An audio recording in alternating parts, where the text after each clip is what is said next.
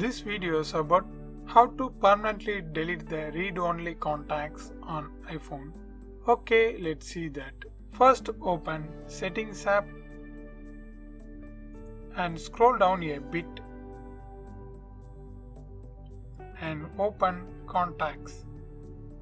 Then Accounts. Yeah, here. Okay, let's open iCloud.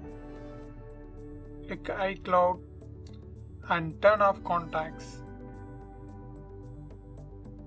and tap delete from my iPhone.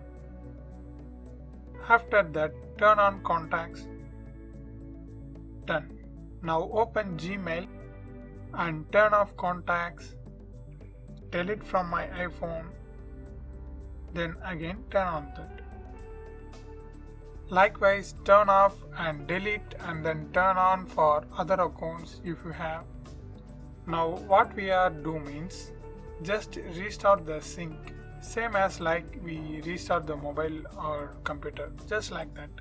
Hopefully it does. Then try if you able to delete read only contacts. If still can't able to delete means second one, open WhatsApp and click here and find that contacts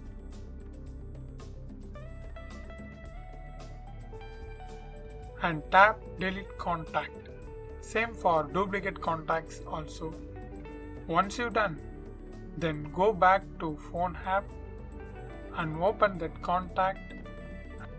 Most probably this time that read only contacts will be deleted permanently because some of us use WhatsApp to add contacts directly.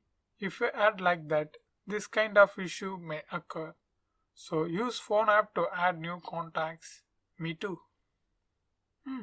That's it for now. I hope this video helps.